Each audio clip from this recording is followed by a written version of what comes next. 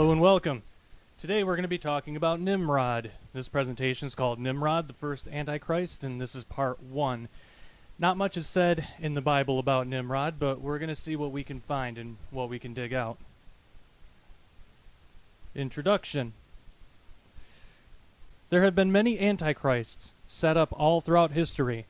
There is a spirit that drives these antichrists named the spirit of Antichrist, the real enemy.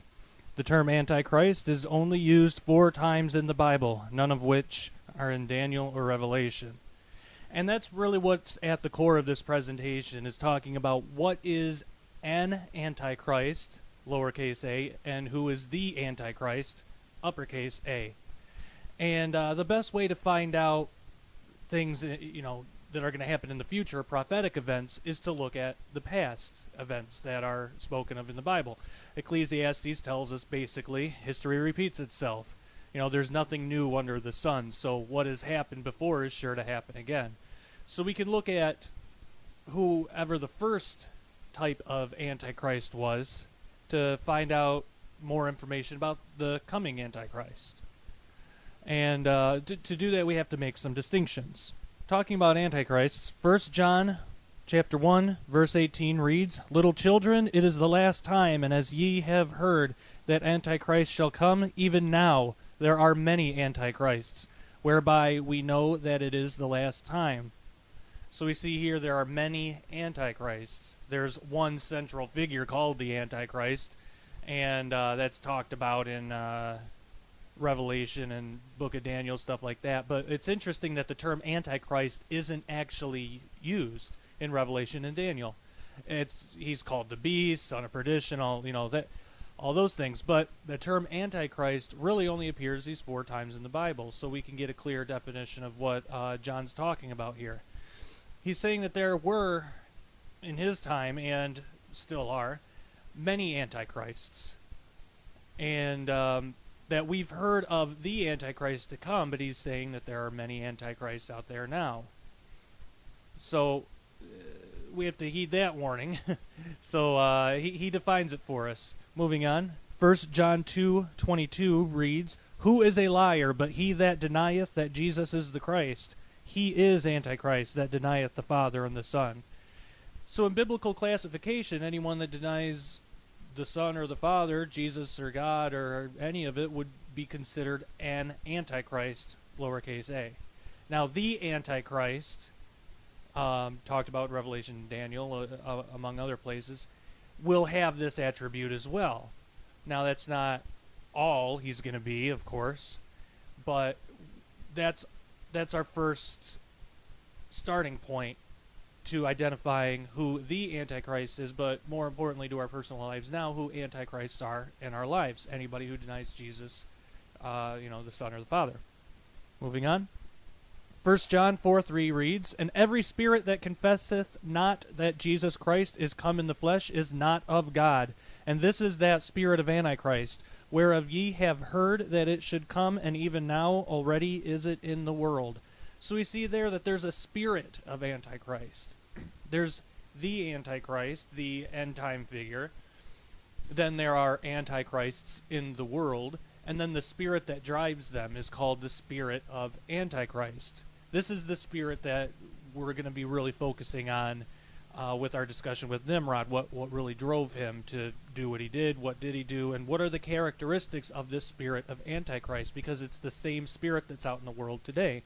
It's the same spirit that drives the various antichrists today, and it's the same spirit that will drive the central figure Antichrist from Revelation and Daniel. All right, moving on. 2 John 1:7 reads, "For many deceivers are entered into the world who confess not that Jesus Christ is come in the flesh." This is a deceiver and an Antichrist. And there we have it. That is the last time the word Antichrist is actually used in the Bible. It's just those 4 times. So John is using that word to give us the attributes of this spirit of Antichrists and of the Antichrists that are in the world today that we may have to deal with. I'm sure everybody knows at least one person that would deny that Jesus has come in the flesh and doesn't acknowledge God and all that. And according to John's classification here, they would be considered an Antichrist or driven by the Antichrist spirit. Now, that doesn't mean that that person is our enemy. We should be praying for them, that that spirit will have no hold over them, because it's the spirit that's blinding them, you see. They still have a choice, of course. The spirit can't take away their free will, but we should be praying for them and not looking at them as our enemy. The spirit behind it, the spirit of Antichrist, that's our enemy. All right? So we can see that there is a difference between the spirit of Antichrist, along with the Antichrists it creates, and the Antichrist that is traditionally taught. The traditional Antichrist is a person, whereas the spirit of Antichrist is the force behind him, a spiritual entity from another dimension bringing deception into our physical existence. When I say different dimension, I don't mean some science fiction, other parallel universes. I don't mean that. A different dimension, what we would call the second heaven, maybe, or the heavens, or it's the spirit world, the spiritual side of existence, let's say. It's a different dimension than our own, but they can interact. All right, we see that time and time again. So moving on. The word Antichrist comes from the Greek word Antichristos, meaning an opponent of the Messiah. The Greek word Antichristos is made up of two words. The first is anti, meaning opposite, and the second is Christos, meaning anointed, i.e. the Messiah. All right, so we have an opponent of the Messiah, or an opposite of the Messiah. So that gives us a clue of what to look for the Antichrist of the future. Whatever Jesus was, this would be the opposite in the spirit. We see that there's a great deception that's going to come about, so this Antichrist figure will seem to have a lot of the same qualities as what we would think Jesus would have, but we have to look at the spirit of it, the heart of the matter. And the spirit of Antichrist is definitely in direct opposition to the Messiah, to Jesus, to our Christ. When the spirit of Antichrist attacks, it will first convince a person to deny Jesus and or God. John tells us that. That was one of the first things he said about it. After that, it is up to the spirit of Antichrist and the person it's attached to. While there are common trends, it is not exact all the time. So wherever it goes from there, after somebody denies God and Jesus and all that, whatever that person ends up doing, that's up to the person and the spirit, really. Sometimes, most of the time, they just live out their lives like that, and that's sufficient for the spirit, because the spirit of Antichrist, because he's getting what he wants. He's deceiving somebody. Others take it further, which we'll look at a little further. That there are other people in political positions or have high standing in our culture that will take this to the extreme, and we're going to see more of that in the future, and it's going to keep getting worse. The most dangerous aspect is the person usually does not realize they are afflicted by a spirit, becoming an Antichrist. Most people that are afflicted by the spirit don't even realize it, and you can't fix a problem you can't acknowledge. If you don't realize there's a problem, how can you fix it? And if you were to try to tell them that, they would find it insulting. If you were to say, hey, you're kind of being Antichrist there, they would find that insulting. Most people would. Well, that's all the spirit there. That's all the spirit of Antichrist, and if it can convince the person it's attacking that it doesn't exist, then the person won't be able to do anything about it. All right? So the spirit of Antichrist will convince the person that they're doing the right thing, or that they have the right frame of mind, and all this, but that it's not really true. That's just the spirit of Antichrist trying to prevent the person from being able to do anything about the spiritual attack. All right. The spirit of Antichrist has manifested many times throughout history. Every generation seems to have had an Antichrist character set up in power. Hitler would be a great example. And when we take this back throughout history, every generation has had some type of Antichrist figure. And, that could be due in part that Satan doesn't know prophecy too much better than we do. So every generation he has his man set up just in case that's the time that he needs to act. We can see that from Pharaoh to Haman and all these people throughout biblical history, and just secular history too. You just have to do a little digging, and it's definitely there. For our purposes here, we will be examining the first recorded Antichrist in the Bible, Nimrod. All right, and that brings us straight to direct mention. And here we're going to be talking about where Nimrod is directly mentioned in the Bible, in person, by name, all that. There is not much in the Bible that is directly mentioned about Nimrod. The first description, Genesis 10:8-10, reads, "And Cush begat Nimrod. He began to be a mighty one in the earth. He was a mighty hunter before the Lord. Wherefore it is said, even as Nimrod, the mighty hunter before the Lord. And the beginning of his kingdom was Babel, and Erech, and Akkad, and Calneh in the land of Shinar." That's about it. There's another verse that pretty much mirrors this one, and then there's a prophecy later on that mentions Nimrod, like out of the walls of Nimrod or something like that. But this is by direct mention. This is really the most detailed account we have about him in the Bible. We learn some different things in this passage about Nimrod. The first thing we will examine is that he was the king of Babel. We learn that the city of Babel was the beginning of his kingdom. We learn more about Nimrod by studying Babel.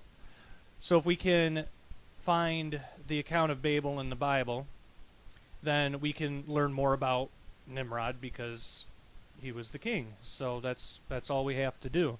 And we do learn that he was, this verse tells us he was the king of Babel, and Babel, it doesn't really matter how it's pronounced, it's the same thing, but he was the king, and we just have to go to the account of Babel to learn more about him and what he did, what made him an Antichrist.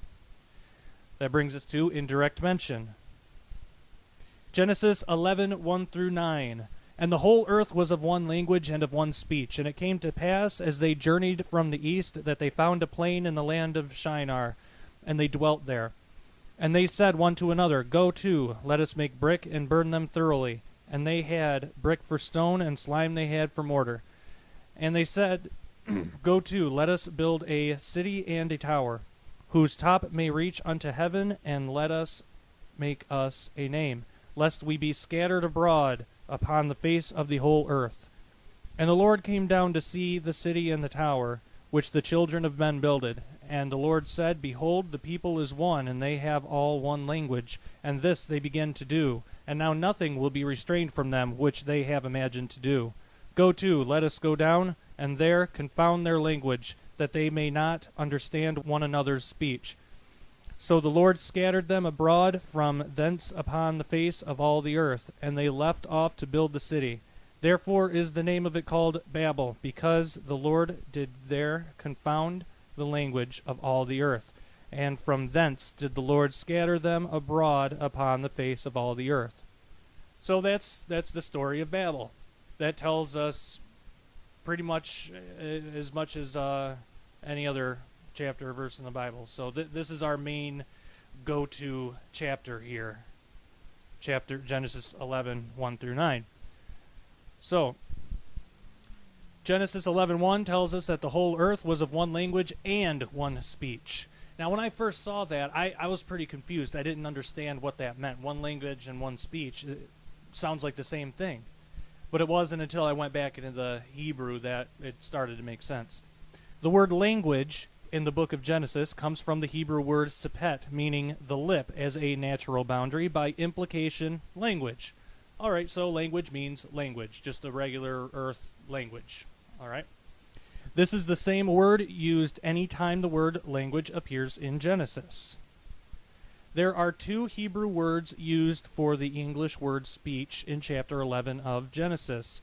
The first one, found in Genesis 11:1, is debar, and can mean cause, commandment, counsel, evil favoredness, iniquity, manner, message, oracle, power, purpose, task, thought, or work, as well as others that imply a type of belief system. So when they were of one language and one speech, this tells us that speech actually means the belief pattern, the thought, the work, their drive, what they were believing and thinking and living for. So they were of one language, like an earthly tongue, and they were of one speech, or meaning belief system. We could look at it like that. This belief system, as we will see, probably came from Nimrod and may have played a part in the building of the tower. The second is Genesis 11:7, and the rest of the passage in which sepet is used, the same Hebrew word as is used for language. All right, so the second time, the second use of the word speech is again sepet, the same word for language. All right. So Genesis 11:1 would read, "And the whole earth was of one language," sepet, language, "and of one speech," debar, or religion. We see that the people of earth, before God scattered them, were of one language and of one thought pattern, belief system, motivational direction, inspirational purpose, or what I would call religion. I think that's just the easiest way to classify it. They were of one language and one religion. Nimrod commissioned the people to gather and build a tower. This was an attempt at a one-world government and a one-world religion. See, we see they already had the language. They already had the one language. They already had the one belief system. So we see that Nimrod decided to have him build a tower, set himself up as king, and that was the beginning of his kingdom. So we can see that this is actually the first attempt at a one-world government and one-world religion. What's interesting about that is when we look to Revelation, that's exactly what we see for end-time prophecy, that's what's going to happen in the world. So we can look at this as a shadow of that in a lot of ways. This brings us to one-world rule. A closer look at Genesis 11:3 through 4. "And they said one to another, Go to, let us make brick and burn them thoroughly. And they had brick for stone, and slime they had for mortar. And they said, Go to, let us build a city and a tower, whose top may reach unto heaven. And let us make a name, lest we be scattered abroad upon the face of the whole earth." There's obviously a lot to that verse, so let's break it down. The word top, from whose top may reach into the heavens, comes from the Hebrew word ros, which is defined as to shake, the head, and can mean captain, chief, everyman, high priest, ruler, as well as others. It is possible the top wasn't the literal top of the tower, but may have been the top authority, such as the hierarchy of leaders within the religion, or even Nimrod himself. So when it says, whose top may reach into heaven, that top may not have been the actual top of the tower. And by implication, when we look at the context deeper, it more than likely wasn't. I really don't see how it could be. But more than likely, it was probably in reference to Nimrod or his religious leaders that he had under him, or his political leaders that he had under him, or the whole group. It was the top authority that may reach into heaven. All right? Moving on. The word heaven comes from the Hebrew word semeh, meaning to be lofty, the sky, as aloft, the dual perhaps alluding to the visible arc in which the clouds move, as well as the higher ether where the celestial bodies revolve. The use of the word heaven could have been referring to the second heaven, which is the place where the fallen angels reside. This is a possibility. So when it says may reach into heaven, it's possible it wasn't just reaching high up into the sky, but it's possible that it was reaching into heaven, into the second heaven where fallen angels are, or they may have been just trying to break the physical, spiritual boundary there. All right? The word abroad, as used in Genesis 11:4, is a different Hebrew word than what is used later to describe God's confusing the people's language. The Hebrew word parat, meaning to scatter words, is what is used for the word abroad in Genesis 11:8 through 9. In Genesis 11:4, however, the word for abroad comes from the Hebrew word plus, meaning to dash in pieces. So when they were afraid of being scattered abroad all throughout the earth, when they were afraid of that, that's why they built the tower, lest we be scattered abroad. it wasn't, they weren't thinking of the language thing. They weren't thinking of that they were afraid their languages would be confused. It's a different word. That word there is to be dashed to pieces. They were afraid that if they didn't build this tower and do something, that God was going to come down and dash them to pieces all throughout the earth. That's what they thought. And then when we see that when God scattered them, that actually is the word for, confounding languages and all that. So there are two different words used there, and it's really interesting when we look into what made the people of the world, the earth, what made them think that? What made them think that God was going to dash them to pieces and cut them all up and throw them all over the world? Well, let's get into that.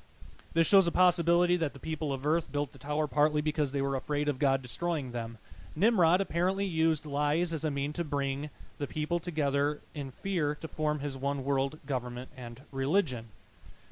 See, more than likely, and we'll get into why a little later, but more than likely, those lies came straight from Nimrod and his council, his religious leaders, the top of the hierarchy,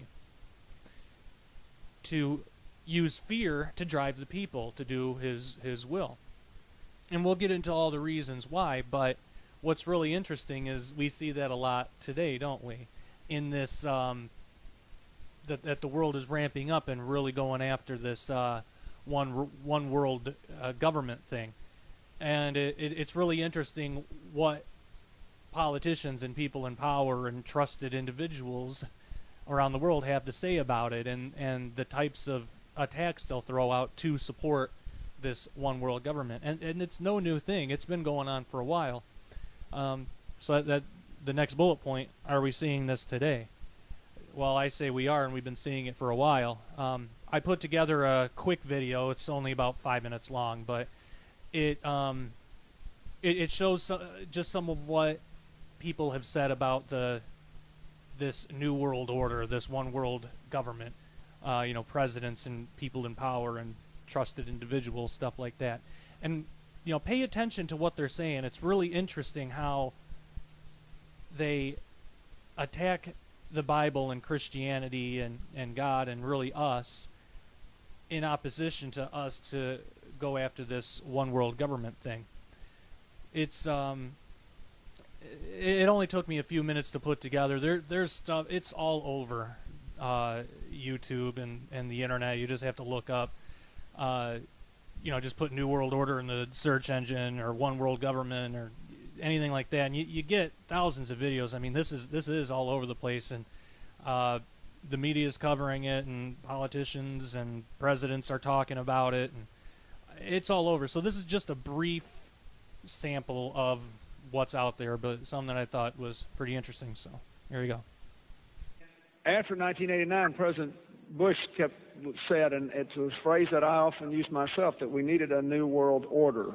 We have before us the opportunity to forge for ourselves and for future generations a new world order, a world where the rule of law, not the law of the jungle, governs the conduct of nations. When we are successful, and we will be, we have a real chance at this new world order, an order in which a credible United Nations can use its peacekeeping role to fulfill the promise and vision of the UN's founders. Out of these troubled times, our fifth objective, a new world order, can emerge. Now we can see a new world coming into view. A world in which there is a very real prospect of a new world order. The Council on Foreign Relations, known as the CFR, an organization publicly sworn to destroy American national sovereignty and usher in a tyrannical world police state, could not contain their glee on September 12th, the day after the tragic attack. They announced their New World Order. There is a chance for the President of the United States to use this disaster to carry out what his father, a phrase his father used, I think, only once, and hasn't been used since, and that is a new world order. Which passages of Scripture should guide our public policy? Should we go with Leviticus, which suggests slavery is okay?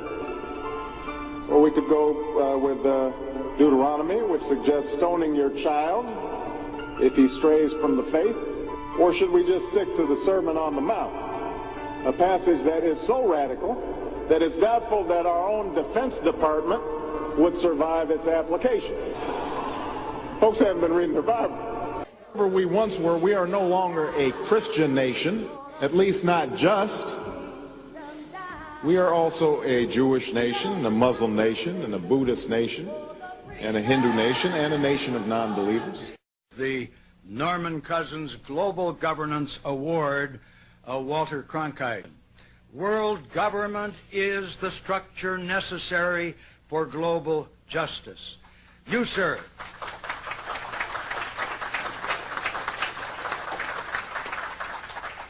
have been a lifelong advocate of this principle, and it is appropriate, therefore, that we present you with this amethyst geode.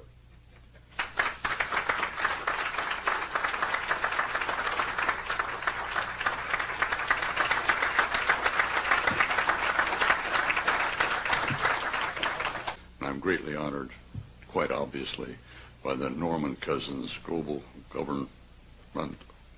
Governance Award. I'll try to get it right, since I will be referring to it frequently, of course, from now on.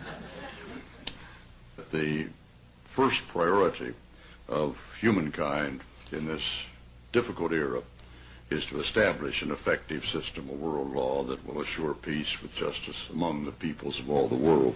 Those of us who are living today can truly influence the future of civilization.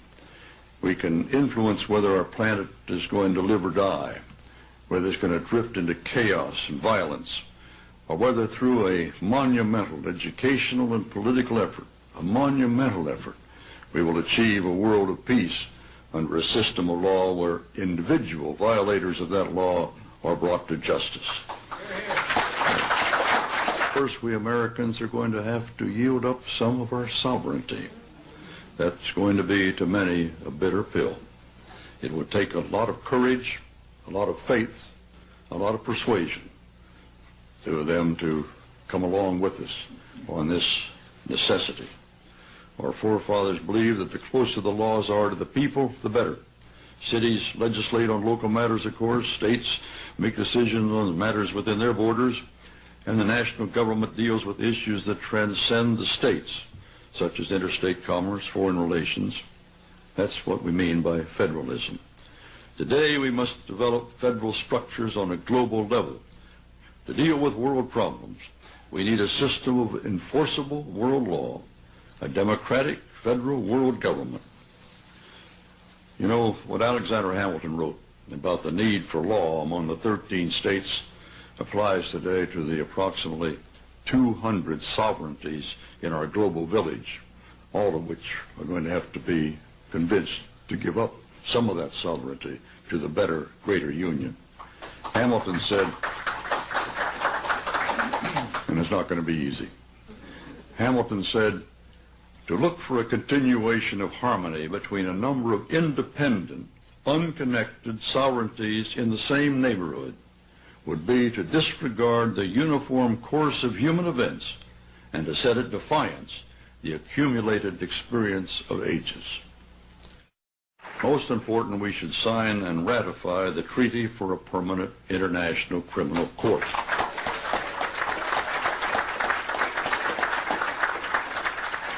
That is now at the core of the World Federalist Movement's drive. That court will enable the world to hold individuals accountable for their crimes against humanity. Their leader, Pat Robertson, has written in a book a few years ago that we should have a world government, but only when the Messiah arrives. He wrote, and literally, any attempt to achieve world order before that time must be the work of the devil. Well, join me. I'm glad to sit here at the right hand of Satan. So it's really interesting to see how they attack Christianity and take the Bible out of context, and you know they go through all this to promote the one world government thing. And I think it's because partly because we're some of the only people that's really opposed to it, for good reason. But look at all that they have to do. They have to twist around our Bible to say that it means things that it doesn't say, and they have to interject things in there about our beliefs. And like, look, Pat Robertson isn't our leader. Jesus Christ is our leader. You know, Pat Robertson's doing work of Jesus and all that, and that's great. But Jesus is our ultimate leader, and to bash on that to further a cause, I don't know. There's something wrong with that. But they know who they are. They know who they're serving. They know what they're doing. And you know, Walter Cronkite, he was like one of the most trusted people in the world at one point or something like that. He just comes out and says it. So there you go. You take it for what it is. So we can see that this is being built up today, and to really see how what the tactics that are used today, they're no different than Nimrod in Babel. You know, Nimrod, which we'll get into more detail, but he basically had to tell these lies about God and frighten these people and make them think that God was just this horrible entity that was going to dash them to pieces and cut them all up and throw them around the world and all this stuff. And it was that fear that drove him. And look what we see today. I mean, look at how they portray God in the Bible. So nothing has changed. You know, Ecclesiastes that book's absolutely true. You know, history does repeat itself. There's nothing new under the sun. What we've seen back then, we're seeing today. But anyway, that brings us to the tower. Putting all this together so far, we can see a possible translation of the text that fits in with the idea that Nimrod had the spirit of Antichrist. It is possible that the problem was not the height of the tower. That's what we talked about before. It wasn't the height of the tower, right? Because the top wasn't in reference to the top of the tower anyway. So we know from Genesis 11:2 that the people settled on a plain in the land of Shinar. And this is what further will prove that God wasn't mad because they built something that was tall. All right? So keep that in mind, that they settled in a plain in Shinar. The word plain comes from the Hebrew word bika, meaning a split, i.e. a wide valley between mountains. The Tower of Babel must not have been built just for height if they were building it in a valley between mountains. If they were going to build a tower for height, they would have utilized the height of the mountains. If that was their goal, if they thought, well, the higher we go, the closer we are to heaven, then they would have utilized the mountains in that. But they settled in a plain between mountains. So clearly height wasn't the issue here. There have been tall towers built all throughout history that haven't brought judgment. You know, there have been towers probably taller than the Tower of Babel got. You know, we're not given direct measurements or anything like that, but given the fact that height wasn't the problem anyway, I imagine that a lot of the towers and buildings that we have nowadays were probably taller than that was. And none of them brought a judgment like that, you know. It didn't anger God in any way. So it wasn't height. So what was it? There is more to the story than just height. It is possible that the top of the tower refers to Nimrod and the religious leaders or priests, and heaven was actually the second heaven where the fallen angels reside, which we discussed earlier. All right. Stringing these possibilities together, we get a very different view of the account that is traditionally told about Babel and the tower. And this is just my interpretation. You know, there are a lot of different interpretations that can be made, but looking to the original Hebrew text, this is just what I've put together, and I think this is more than likely, this would be a better and more accurate story to tell than what's traditionally taught now. Sometime after the flood, all of the people of earth gathered together in a valley between the mountains and the land of Shinar, either from their own fearful hearts, or more likely from a lying and deceptive spirit, probably even Nimrod himself. The people started to believe that God was going to kill and destroy them. After this fear spread to all the people, Nimrod commissioned them to build a city and a tower. The purpose of this tower was to use their religious practices, or possibly technology, to access the second heaven. At some point, a type of government was put in place with Nimrod as their king and other officials, such as priests, that were directly under him in authority. Nimrod, the priests, and possibly all the people of Earth came to an agreement on how to save themselves from God. They decided to somehow enter the second heaven, contact the fallen angels, and possibly even wage war against God with a get him before he can get us attitude. Now, I'm not presenting this as a different translation of the Bible or anything like that. I think the Bible's just fine how it is. But when it's traditionally told, when we tell the story, if somebody asks us, hey, what do you think happened in Babel or something, I don't know how often that conversation would come up. But if it does, instead of saying, well, they built a really high tower and God got mad, knocked it down, and threw everybody around, well, let's get real with the text. Let's take it back to the Hebrew and see what's really being told. And I think this is a better story to tell. I think it's more accurate, it's more interesting, gives more information, because this is truer to the text itself, how it was originally written. So I just thought that'd be interesting. This is just speculation. However, the definitions of the Hebrew words used in the text provide more evidence for this scenario than for the traditional one commonly taught in the church. And clearly that's true. I mean, we've went through the words that are used, and they don't support the traditionally church-taught account. Certain bits and pieces might be supported, but not the whole thing.